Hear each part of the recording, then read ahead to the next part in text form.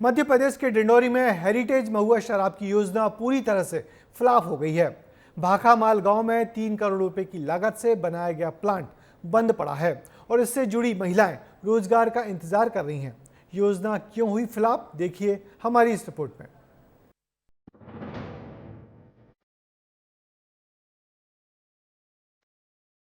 नहीं चली हेरिटेज महुआ शराब, सिस्टम की मदहोशी से योजना फ्लॉप।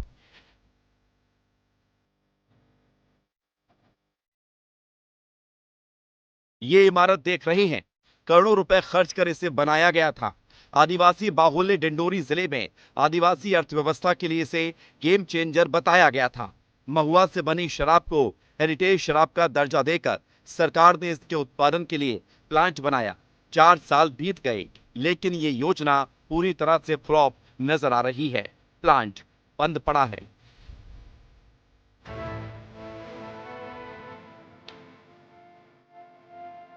हेरिटेज शराब की फैक्ट्री में ताला क्यों है, ये जान लीजिए। 4 साल पहले भाकामाल गांव में ये यूनिट बनाई गई। 3 करोड़ रुपए की लागत से डिस्टिलरी यूनिट तैयार की गई। स्वयं सहायता समूह की 14 महिलाएं इसमें काम करती थीं। महुआ शराब के उत्पादन के लिए ट्रेनिंग भी दी गई। महिलाओं को पुणे में ट्रेनिंग और आर्थिक सहायता भी दी गई। कुछ समय तक काम चला और फिर यूनिट बंद हो गई। यूनिट बंद होने से महिला समूह को भारी नुकसान हुआ। महुआ बीनना, चक्की पीसना, बाटली का काम यहाँ पर होता था। 145 पेटी शराब बनाई, लेकिन 86 पेटी शराब ही बिकी।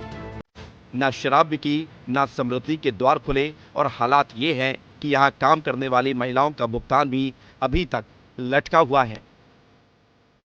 ये जो हम शराब बनाए थे वो उठ नहीं रही थी पेटियां, इसलिए हम बंद रखे। माल कुछ ज्यादा हो गई थी और ऑर्डर नहीं आ रही थी, इसलिए। और अब ये माल बिका भी है तो पैसे नहीं आ रहे हैं, इसलिए बंद है। कब से बंद है? साल भर करीब होने लगा सर, वहाँ बंद है काम, कोई काम नहीं चल रहा है। तो अधिकारी भी ध्यान नहीं दे रहे हैं क्या लग रहा है? आते हैं पर पता नहीं क्या क्या समझाइश देकर चले जाते हैं, अभी तक तो चालू नहीं हुई है। कितना वहाँ सरकार का पैसा खर्च हुआ होगा, कितनी राशि? करोड़ों का पैसा वहाँ खर्च हो गया है सर, बहुत ज्यादा।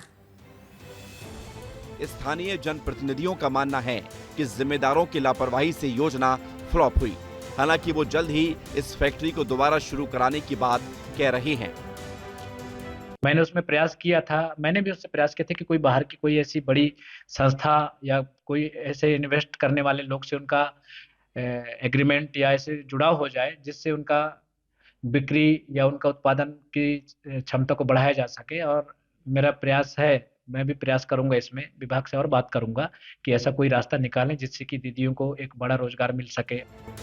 इधर आबकारी विभाग और आजीविका मिशन के अधिकारी जल्द ही 1 महीने के अंदर प्लांट शुरू करने का भरोसा दिला रहे हैं, लेकिन ये जवाब उनके पास नहीं है कि आखिर प्लांट बंद क्यों हुआ। अभी तो उत्पादन बंद है प्लांट में, और उसका कारण है कि अभी एसएचजी उसको संचालित करने की प्रक्रिया कर रहा है। अब जैसे ही संचालित करे, मतलब उसको स्टार्ट करेगी तो आपको सूचना देगी वो। है कि जो इंदौर, भोपाल और ग्वालियर में जो पेटी भेजा गया है, उसमें से मात्र 36 पेटी बिका है। बाकी वहाँ पे रखा हुआ है, और बिक जाए उसके बाद जो है मजदूरों को भुगतान होगा, उसका पैसा वापस मिल नहीं पा रहा है। सवाल अभी भी वही है कि आदिवासियों को रोजगार दिलाने के लिए बनी ये फैक्ट्री आखिर किसकी लापरवाही से बंद हो गई? सरकार की मंशा पर पानी फेरने के लिए जिम्मेदार कौन है? क्या वाकई ये दोबारा शुरू होगी, या फिर सिस्टम की मदहोशी के चलते ये फैक्ट्रियां यूं ही आदिवासियों के सपनों को ताले में कैद कर उनका मजाक उड़ाती रहेंगी? विस्तार न्यूज के लिए अनिल साहू की रिपोर्ट।